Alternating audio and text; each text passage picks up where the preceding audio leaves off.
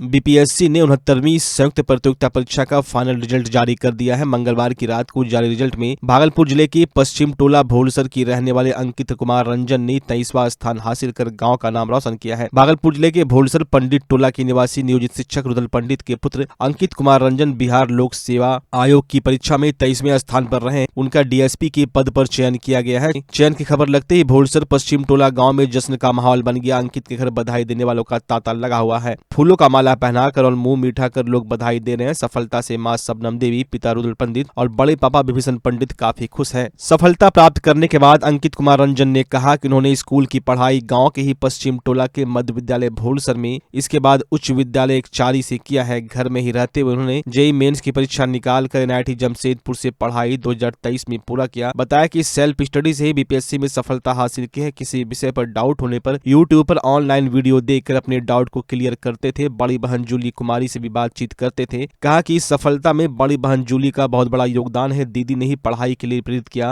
और आर्थिक मदद की है। बताया कि जरूरी नहीं है कि बड़े शहरों में जाकर ही आप पढ़ाई करें, इस तरह की सफलता हासिल कर सकते हैं। कहा कि हमने खुद ही गांव में रहकर स्कूल की पढ़ाई की और सेल्फ स्टडी से ही हमने सफलता हासिल की है। इसलिए आप आत्मविश्वास के साथ ही सेल्फ स्टडी घर पर ही करते हैं तो इस तरह की सफलता मिल सकती है। गाँव में पढ़ाई करने के लिए एक लाइब्रेरी होना बेहद जरूरी है। लाइब्रेरी हो जहाँ पर बच्चे पढ़ सके। घर में पढ़ने से लोगों का कंसंट्रेशन टूटता है, इसलिए लाइब्रेरी में पढ़ाई करना बहुत जरूरी है। अंकित रंजन के पिता पुत्र की सफलता पर गदगद। उन्होंने बताया कि वह एक नियोजित शिक्षक है। शुरू में शिक्षा मित्र में जब उनका चयन हुआ तो उन्हें पढ़ने में काफी आर्थिक परेशानियों का सामना करना पड़ रहा था। उन्हें 2 बेटी और सबसे छोटा बेटा अंकित है। बड़ी बेटी का बिहार इलेक्ट्रिसिटी बोर्ड में जूनियर इंजीनियर के पद पर चयन होने के बाद से आर्थिक स्थिति में थोड़ा सुधार हुआ, जिस कारण मेरी एक बेटी ने एमबीबीएस की पढ़ाई पूरी कर ली है और वर्तमान में वो पीजी कर रही है और मेरा पुत्र अंकित आनंद ने बीपीएससी में सफलता हासिल की है। इस सफलता में मुझे पूरे परिवार का साथ मिला है। बहन जूली कुमारी जो बिहार इलेक्ट्रिसिटी बोर्ड में जूनियर इंजीनियर के पद पर, उन्होंने बताया कि भाई के सफल होने से वो काफी खुश है। उन्होंने कहा कि अंकित एक बार बीपीएससी की परीक्षा में सफल हुए थे। सफल नहीं होने पर थोड़ा सा मनोबल गिरा था, जिसे हमने दूर किया, उन्हें मोटिवेट कर आगे बढ़ाने के लिए कहा और आज वो बीपीएससी में सफल हो गए। छोटी बहन अनु कुमारी ने कहा कि उन्होंने भी एमबीबीएस की पढ़ाई सरकारी स्कूल से ही पढ़कर की है। भाई की ने जो सफलता हासिल की है उसके लिए मेरे पास कोई शब्द नहीं, वो काफी खुश है। इस बात की जानकारी रात को जब मिली तो खुशी के मारे खाना भी नहीं खा पा रहे थे, नींद भी नहीं आ रही थी। स्टार्टिंग में यकीन नहीं हो रहा था, अब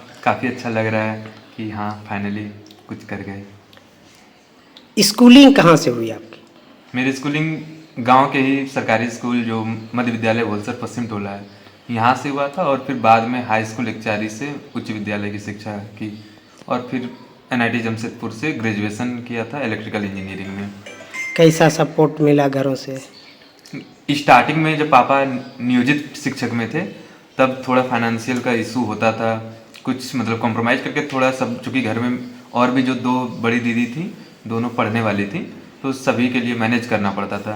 फिर कॉलेज जाने तक एक दीदी का बिहार इलेक्ट्रिसिटी बोर्ड में सिलेक्शन हो गया था तो वहाँ से काफ़ी फाइनेंशियल हेल्प हुआ और फिर उसी के मतलब सभी के सहयोग से ही फिर आगे पढ़ाई की और अभी। कभी ऐसा लगा कि आर्थिक स्थिति होने के कारण नहीं पढ़ पाएंगे या ऐसा कुछ? स्टार्टिंग में जब 11-12 में मतलब पापा एक निजी कोचिंग में भागलपुर में दाखिला करवाए थे तो उनका फीस काफ़ी अच्छा था, तो उस टाइम लगता था कि शायद मतलब अगर एक बार में नहीं हुआ तो बाद में अफोर्ड नहीं कर सकते हैं हम। लेकिन एक बार में एनआईटी जमशेदपुर हो गया था तो फिर सेकेंड ईयर तक आते आते दीदी का भी सिलेक्शन हो गया था बिहार इलेक्ट्रिसिटी बोर्ड में, तो फिर काफ़ी मतलब राहत हुआ। एनआईटी में थे, फिर अचानक बीपीएससी में क्यों आ गए? एनआईटी में हमारे जो कि कई सारे सीनियर थे वो बीपीएससी और यूपीएससी पास किए हुए थे और भी कुछ कुछ एलुमनाई लोग आते थे तो वो लोग बताते थे कि मतलब अभी बहुत बार होता है कि हम लोग मतलब बस एक दौड़ में इंजीनियरिंग कर लेते हैं, लेकिन हम लोग को अपना जो बचपन से एक मोटिवेशन रहता है करने का वो नहीं देख पाते हैं। वहाँ जाके लगा कि और वहाँ पे एक एनजीओ चलता था हम लोग का, मतलब सभी बच्चे लोग भी मिलके चलाते थे संकल्प नाम से, तो वहाँ पे भी मैंने काम किया था जिसमें छोटे बच्चे को पढ़ाने का काम होता है, वो फ्री ऑफ कॉस्ट होता है। तो वहाँ से लगा था कि मेरा जो काम होना चाहिए वो सोशल जस्टिस वाला काम होना चाहिए, मतलब कहीं हम समाज से लास्टली जुड़ सकें। तो इसके लिए फिर लगा कि यूपीएससी या बीपीएससी जैसे जॉब इस एरिया में काफ़ी हमको मतलब अच्छा स्कोप देंगे और खुशी भी देंगे। प्रेरणा कौन है आपके?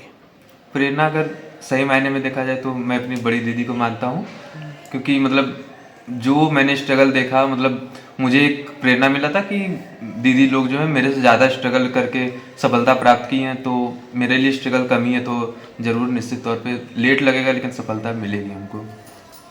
जैसे क्या कहाँ दिक्कत हो रही थी जो आपको दीदी सपोर्ट किए? जैसे पढ़ने में कभी लगा कि हम नहीं कर पाएंगे या इस तरह से कुछ लगा? जैसे कॉलेज में ही जैसे एनआईटी हम लोग का फीस रहता था लगभग 60-62 हज़ार रुपये हर 6 मंथ में, और फिर और भी बहुत सारा खर्च मेस का, हॉस्टल का रहता था। तो उस समय पापा, चूँकि और भी एक दीदी हैं वो भी एमबीबीएस कर रही थी, तो उनको कॉस्ट जा रहा था, तो एक लगता था कि मतलब सही से नहीं हो पा रहा है। और फिर स्टार्टिंग में कई बार बहुत सारा बुक होता है इंजीनियरिंग का, काफ़ी महंगा महंगा आता है, तो इंजीनियरिंग के फर्स्ट ईयर में और सेकेंड ईयर में काफ़ी बुक वगैरह भी खरीदने होते थे, तो एक उस टाइम लगा था। लेकिन बाद में जब दीदी का हो गया तो एक थोड़ा काफ़ी बर्डन मतलब हल्का लगने लगा कि हाँ अब कर लेंगे। अपने जैसे जो लोग हैं आपके जैसे जो पढ़ रहे हैं अभी, उनके लिए कोई मैसेज? अभी जो पढ़ रहे हैं उनके लिए यही कहेंगे कि अभी तो 70th का अभी नियरेस्ट में एग्ज़ाम है, तो आप जितना से जितना हो सके रिवीजन कीजिए। और जो निगेटिविटी होता है मार्केट में कि नहीं होगा होगा, मतलब बहुत लोग हैं अच्छे, मेहनत अगर आप कर रहे हैं तो आपका ज़रूर होगा, और अगर नहीं भी हुआ तो कुछ अच्छे जगह आप अच्छे मुकाम को ही हासिल कीजिएगा। तो हमेशा पॉजिटिव रहना, और जो ईमानदारी से मेहनत से आप पढ़ रहे हैं बस उसको कंटिन्यू करिए। देर आए लेकिन दुरुस्त आए। अब कोई और लक्ष्य हो आपका? अभी मैंने सोचा है कि यूपीएससी का चूँकि एक अटेम्प्ट देना है, ताकि अगर हो जाए तो वो काफ़ी अच्छा रहेगा। वहाँ एक ब्रॉडर स्कोप में मुझे समाज के फील्ड में काम करने का मौका मिलेगा। आप गांव से हैं, गांव के लिए ऐसा यदि आप बन जाते हैं तो कुछ ऐसा बताइए जिससे कि आपको लोग अंदर से लगता है कि फूल मेरा खिल गया है। जब हम सुने रात में तो आधा रात तक हमको नींद नहीं आया है। इतना खुशी हमको वाकई हम व्यक्त नहीं कर पा रहे। और जीवन में क्या है, एक बेटा है, उसमें भी मेरी चाहत के अनुसार हो गया, तो यही सबसे मेरी उपलब्धि है। कैसे इनको पढ़ाने में क्या कष्ट हुआ आप? कष्ट तो हम जब 1500 रुपया महीना 50 टका रोज में हम नौकरी तक में, उस समय मेरा बच्चा पढ़ने लिखने वाला था। उस समय हम आर्थिक स्थिति को देखते हुए ट्यूशन बच्चे सबको ढेर पढ़ाते थे, बहुत कम पैसे में 50 रुपया 100 रुपया में 8वां तक बच्चे का ट्यूशन पढ़ाते थे, और खुद अपने तीनों बच्चा को 8वां तक मैंने अपने से पढ़ाया है। इसलिए मिला जुला कर सरकारी स्कूल में हम लोग इन तीनों को हम मेंटेन करके पढ़ा दिए। प्राइवेट में पढ़ाने के लिए हमको शक्ति नहीं था। फिर धीरे धीरे नीतीश बाबू आ गए तो पैसा भी हम लोगों को बढ़ा दिया, तो उस हिसाब से हम लोग इनको भी कोचिंग वोचिंग भागलपुर भी पढ़ा दिए। अब भगवान माना एक ही बार में हो गया, तो एनआईटी जमशेदपुर चला गया। वहाँ पर जाने के पहले एक बेटी मेरा एमबीबीएस में भी चला गया, सरकारी ही स्कूल से पढ़ के। वहाँ भी हमको खर्च बढ़ने लगा, लेकिन ईश्वर की कृपा है कि फर्स्ट बेटी का भी जब हो गई तब हमारा मेंटेनेंस टेंशन दूर हो गया, और अभी बहुत चैन से मैं रहता हूँ। अब हमको कोई चिंता नहीं है जीवन में, एकदम टेंशन फ्री हो गया अब। इसका मेहनत तो बहुत ज़्यादा था, मतलब शुरू से ही बहुत मेहनती, और घर में काफ़ी मतलब स्ट्रगल के बावजूद भी पापा का मतलब मेनली हम लोग को इंस्पिरेशन पापा से ही मिला है। पापा का बचपन का ज़िंदगी बहुत ही ज़्यादा स्ट्रगल में रह के पापा खुद पढ़ाई किए हैं। उसके बावजूद स्कूल में मतलब काफ़ी मतलब सैलरी पापा का कम होता था, उसके बावजूद भी पापा हम लोग को सरकारी स्कूल में रह के ही पूरा पढ़ाए। अपने से कोचिंग वगैरह कहीं नहीं करते थे, तो सेल्फ स्टडी से ही हो जाता था। तो अभी भी जो भाई का एनआईटी में हो रहा था तो उस टाइम तो काफ़ी दिक्कत हो रहा था पैसे वगैरह का, प्लस में पैसे के अलावे जो भी मतलब मेंटल सपोर्ट होता है जो, वो हम लोग को इंस्पिरेशन अपने पेरेंट्स से ही मिल जा रहा था, क्योंकि हम लोग अपने घर में देखे थे पापा का शुरू से, मतलब इसी वजह से। और बाकी फाइनेंशियल का थोड़ा मेरे होने के बाद से थोड़ा कम रहा बस, लेकिन मेंटली सपोर्ट जो बोल सकते हैं वो घर से ही मिला। हम लोग को कभी भी मतलब ये फील नहीं हुआ कि हम लोग लड़की हैं तो मतलब मम्मी की तरफ से भी कभी कोई काम वाम नहीं करना पड़ता था हम लोग का। तो हम लोग को फुल मतलब आज़ादी था कि पढ़ने लिखने के लिए पापा से भी कभी भी किसी तरह का पाबंदी नहीं था। तो हम लोग को ये आज़ादी मिला तो हम लोग आगे बढ़े। फिर हम लोग को लगा कि भाई घर में और भी भाई बहन है तो उसके लिए हमको हेल्प करना है। तो फिर धीरे धीरे सब लोग लाइन पे आए, फिर बहन का भी हो गया, अभी भाई का भी हो गया और बहुत ज़्यादा खुशी हो रहा है। और क्या आप जैसे कि भाई के साथ आपका किस तरह से व्यवहार रहा? भाई को आप कहीं ऐसा देखे हो कि जहाँ ये टूट रहा है या फिर इसका मॉरल डाउन हो रहा है तो इसको सपोर्ट ऐसा कभी? हाँ, एक बार पिछले बार यूपीएससी में उसका प्री नहीं हो पाया था तो उस टाइम बहुत ज़्यादा ही इमोशनल था। तो हम लोग घर में सब लोग समझाए थे कि कोई बात नहीं है और आगे भी जो भी एग्ज़ाम है उस पर फोकस करना है। फर्स्ट बार में सबका ज़रूरी नहीं कि हो ही जा रहा है, बट मेहनत करना है। उस टाइम भी हो जाता था, बस थोड़ा सा मतलब रह गया क्योंकि वो अफेयरिंग में ही था, एनआईटी में ही था, तो इंजीनियरिंग का भी उसको वहाँ पढ़ना होता था मतलब। तो वो अब बाकी जो भी पढ़ाई लिखाई में हम लोग से हो पाता था हेल्प करने का फ़ोन पे या फिर घर वगैरह में, तो वही सब हो रहा था। कैसा लग रहा है? बहुत ज़्यादा कि वर्ड में एक्सप्रेस नहीं कर पा रहे हैं। जब फर्स्ट बार पीडीएफ में नाम देखे थे तो खुशी से बहुत ज़्यादा आंसू आ रहा था। हम लोग उस टाइम से खाना भी अच्छे से नहीं खा पा रहे थे। एक्सप्रेस नहीं कर सकते कैसा फील हो रहा है, ऐसा खुशी है। रात भर तो सही से सोए ही नहीं, दिन में भी सही से खाए नहीं है। बहुत ज़्यादा खुशी हो रहा है, वो भी फर्स्ट अटेम्प्ट में है तो मतलब उसको एक्सप्लेन ही नहीं कर सकते, ना वर्ड में ना किसी और तरीके से। आप अभी एमबीबीएस कर रहे हैं, एमबीबीएस हो चुका है कंप्लीट। आपका किस तरह का सपोर्ट रहा है? मतलब कि उसको थोड़ा बहुत जो उससे पहले हम कॉलेज में जा चुके थे, मतलब एक अलग कॉलेज में बिहार बोर्ड का जो है, तो उसके रिगार्डिंग हल्का फुल्का उसको हम सपोर्ट किए हैं। जो थोड़ा बहुत स्टार्टिंग में उसको अगर समझ नहीं आया या फिर जब वो आकाश गया था पढ़ने के लिए तो उस टाइम भी उसके लिए एकदम न्यू था, तो उस टाइम भी उसको थोड़ा बहुत प्रॉब्लम हुआ तो हम उससे पहले वहाँ पढ़े थे तो हम उसको वो सपोर्ट किए थे। लेकिन बाद में वो भले मेरे से छोटा है बट उससे ज़्यादा सपोर्ट हमको मिला है। वो कभी फेल्योर नहीं देखा है बट हम अपने लाइफ में देखे तो हम बहुत फ्रस्ट्रेट हुए हैं, तो वो हमको इमोशनली भी बहुत अच्छे से सपोर्ट किया है और उसका स्ट्रगल देख के हम इंस्पायर होते हैं कि हाँ, हम कोई बात नहीं, एक बार फेल्योर मिला लेकिन अगली बार सक्सेस मिल जाएगा। भागलपुर में मौसम का मिजाज बदला है। सुबह से ही चारों तरफ घना कोहरा छाया हुआ है तो वहीं अचानक से ठंड बढ़ गई है जिससे कि तापमान में गिरावट दर्ज की गई है। वहीं घने कोहरे के कारण वाहनों की रफ्तार पर ब्रेक लग गया है। वाहन चालक हेडलाइट जलाकर और सावधानी से सफर कर रहे हैं। अचानक ठंड बढ़ने और घने कोहरे के कारण सड़कों पर लोगों की आवाजाही भी कम हुई है। विधानसभा चुनाव को लेकर भागलपुर के जदयू खेमे में राजनीतिक गतिविधि तेज है। जदयू के द्वारा 23 नवंबर को शहर के लाजपत पार्क में कार्यकर्ता सम्मेलन का आयोजन किया जा रहा है। इसमें जदयू के राष्ट्रीय और प्रदेश स्तर के नेता और कई मंत्री शामिल होंगे। जदयू के प्रमंडलीय प्रभारी प्रहलाद सरकार ने प्रेस वार्ता आयोजित कर जानकारी देते हुए कहा कि कार्यकर्ता सम्मेलन में पंचायत स्तर से लेकर जिला स्तर के पदाधिकारी व कार्यकर्ता हिस्सा लेंगे। वहीं जदयू के जिलाध्यक्ष विपिन बिहारी सिंह ने कार्यक्रम को सफल बनाने के लिए पार्टी के पदाधिकारी और लोगों से अधिक संख्या में लाजपत पार्क पहुंचने की अपील की। 65% आरक्षण की मांग को लेकर राजद कार्यकर्ताओं ने भागलपुर समाहरणालय परिसर में एक दिवसीय धरना दिया। धरना पर बैठे राजद कार्यकर्ताओं ने कहा कि बिहार के साथ केंद्र सरकार अनदेखी कर रही है। केंद्र सरकार और भारतीय जनता पार्टी मिलकर बिहार के लोगों का हकमारी कर रही है। धरना पर बैठे राजद कार्यकर्ताओं ने लालू राबड़ी जिंदाबाद, तेजस्वी यादव जिंदाबाद के नारे भी लगाए। आरक्षण की सीमा को 65% करने का काम हमारे आदरणीय नेता प्रतिपक्ष श्री तेजस्वी प्रसाद यादव जी ने किया था और उस समय सभी जो दल था सभी का उस पे हामी भी भरी गई थी।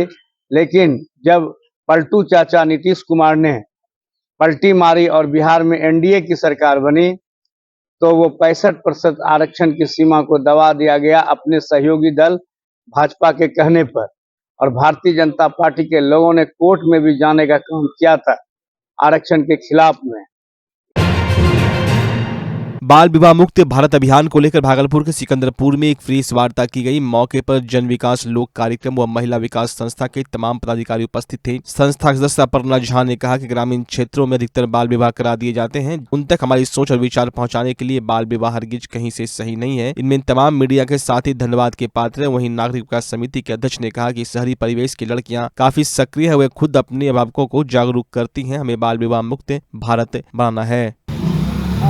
मेरे पास बाल चाइल्ड मैरिज के केस बहुत आते हैं और जब वो लेकर आते हैं तब लगता है कि ग्रामीण क्षेत्र में बहुत ज़्यादा अभी भी हो रही है। हम लोग उस तक नहीं पहुंच पा रहे ये हमारी दुर्भाग्य की बात है कि मैं उन बच्चियों तक नहीं पहुंच पा रही हूँ। फिर भी जहाँ तक हमारे कहता है मतलब प्रशासन है या समाज के लोग हैं, उसको वो लोग कम करने की कोशिश करते हैं। बच्चियाँ भी बहुत कोशिश करती है कि बाल विवाह, क्योंकि हम बहुत बच्चियाँ फ़ोन करके एक वो 112 में 1098 में फ़ोन करके बाल विवाह अपना रुकवा रही है। और हमारे जितने भी कार्यकर्ता हैं वो भी इसमें सक्षम है, बाल विवाह रुकवा रहे हैं। पर हमारा जो मतलब एक थीम है 2030 तक चाइल्ड बाल विवाह मुक्त समाज हमको करना है, भारत के बाल विवाह को हटा देना है। ये एक सक्रिय काम है, इसमें हम लोग सभी मिलकर, और आप लोग का सहयोग सपोर्ट बहुत ज़रूरी है हम लोग को इसमें, क्योंकि आपके सहयोग, आप घर घर है, आप लोग हर जगह हैं। हमारी बात सिर्फ समुदाय तक ही रह जाती है, पर आप जो दिखेगा वो पूरे घर तक जाएगी। तो आप लोग से निवेदन है कि चाइल्ड मैरिज पर आप लोग, और शहरी क्षेत्र की जो है वहाँ जागरूकता का थोड़ा प्रचार प्रसार है और सक्रियता है उन लोगों में, समाज में। तो इस कारण से शहरी क्षेत्र की जो लड़कियां हैं, टीनेजर, वो हमेशा गार्जियन को कुछ न कुछ अपने तरफ से पढ़ने लिखने के लिए और कर, लेकिन जस्ट रिवर्स स्थिति है ग्रामीण क्षेत्रों की। वहाँ सोल अरेंजमेंट गार्जियन करते हैं। ये बड़ा दुखदायी और बड़ा चिंतनीय विषय है। इस विषय को बड़ी गंभीरता से हम लोग को लेना है। बाल विवाह मुक्त भारत का जो अभियान चल पड़ा है, इस अभियान में सिर्फ सरकारी अभियान, सिर्फ एक संस्था की जवाबदेही नहीं हो सकती। इसमें पूरे सोसाइटी को, सिविल सोसाइटी को भागीदार बनना पड़ेगा, और सिविल सोसाइटी के तमाम सक्रिय लोग जब आगे आएंगे और हर क्षण बाल विवाह को रोकने का समुचित प्रयास करेंगे, तब ये मकसद हम सबों का कामयाब होगा। बाल श्रमिक की बात है, ट्रैफिकिंग की बात है, और जितनी सारी समस्या है उसमें जागरूकता सबसे ज़्यादा महत्वपूर्ण है, क्योंकि विस्तार से हमारे कोऑर्डिनेटर साहब और वक्ताओं। अगर आप शादी, विवाह और लगन के मौके पर अपनों को जीवन भर का साथ निभाने वाले गिफ्ट देना चाहते हैं, तब आपके शहर भागलपुर में खुल चुका है देश की सबसे भरोसेमंद, टिकाऊ और प्रीमियम फर्नीचर गोदरेज इंटीरियो का भव्य स्टोर सागर इंटरप्राइजेज। यहाँ आपको मिलेंगे एक से बढ़कर एक लेटेस्ट डिजाइन में दीवान पलंग, सोफा सेट, पलंग सेट, डाइनिंग रूम सेट सहित ऑफिस के लिए कुर्सी, टेबल, कंप्यूटर टेबल सहित हर प्रकार के फर्नीचर। तो इस लगन के सीजन में रिश्तों की शुरुआत करे गोदरेज इंटीरियो की मजबूती और खूबसूरती के साथ। हमारा पता है गोदरेज इंटीरियो, सागर इंटरप्राइजेज, जवारीपुर, तिलका मांझी, भागलपुर। ई मोटराइड प्रीमियम ई साइकिल यानी कि धोनी वाली साइकिल। जी हाँ, धोनी के साइकिल में है कमाल के स्मार्ट फीचर जो आपको बनाते हैं स्मार्ट। तो चले आइए ई मोटराइड के exclusive showroom Bhagalpur new cycle store. उत्सव धमाका, हर खरीदारी पर पाइए बम्पर छूट और शानदार गिफ्ट। हर तरह के जीरो कॉस्ट EMI और फाइनेंस भी उपलब्ध है। देववाव धर्मशाला के बगल में MP Dwivedi road, Bhagalpur.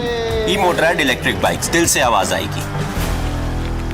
Durga Puja festival के मौके पर आपके शहर भागलपुर में स्पाइकर के एक मात्र एक्सक्लूसिव शोरूम में इस सीजन का सबसे धमाकेदार offer. Jeans, shirt, T shirt, trouser पर 15 से 20% की भारी छूट। साथ ही 6,999 की खरीदारी करने पर 3,000 रूपए का साउंड बार मात्र 99 रूपए में ले जाएं। यहाँ आपको स्पाइकर के jeans, shirt, T shirt, trouser के लेटेस्ट डिजाइन के अलावे बेल्ट, डियो, परफ्यूम भी मिलता है। तो चले आइए स्पाइकर के एक मात्र एक्सक्लूसिव शोरूम में और इस शानदार ऑफर का लाभ उठाएं।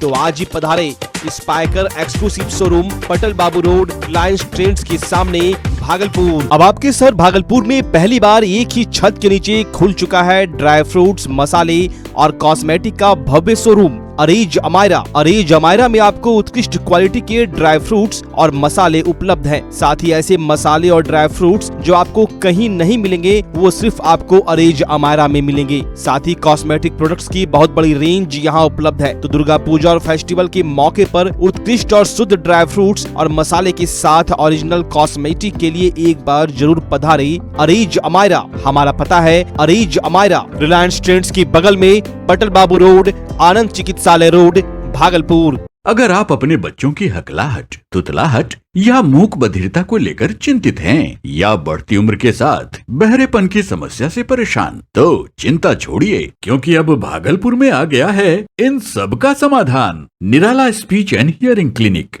ऑडियोलॉजी, स्पीच थेरेपी के साथ साथ विश्व स्तरीय best digital hearing aid with rechargeable and Bluetooth facility. तो आज ही सुनने की जांच कराएं तथा सुनने की मशीन लगवाएं। निराला स्पीच एंड हियरिंग क्लिनिक। हमारा पता है बड़ी पोस्ट ऑफिस के सामने, मेट्रो मिर्ची रेस्टोरेंट तथा सेंट्रल बैंक वाले रोड में, भागलपुर। मोबाइल 7050193341। हमारी 2 और भी शाखाएं हैं। पूर्णिया में Panchvati complex, Bihar talkies road, line Bazar, Purnia. और अररिया में टाउन हॉल के सामने वाले मिर्जा गालिब रोड में, AB मेडिकल के समीप। नमस्कार, मैं डॉक्टर अजय कुमार सिंह, शिशु रोग विशेषज्ञ, बिहार झारखंड में अग्रणी मेरा स्नेह अस्पताल, जो सबसे पहले बिहार झारखंड में कृत्रिम श्वसन मशीन यहाँ आया, ब्लड गैस एनालाइजर आया, और एक नायाब मशीन क्रिटिकल जो देर से हुए बच्चे में इलाज में बहुत सक्सेसफुल है,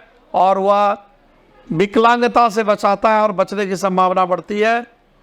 वो मशीन जो देर से रोया बच्चा है उसमें 3 डिग्री कम टेम्परेचर पर रखा जाता है और 3 दिन के लिए रखा जाता है, लेकिन वो 6 घंटे के अंदर उसको उसमें रखना पड़ता है। तो आप इसका लाभ उठाएं।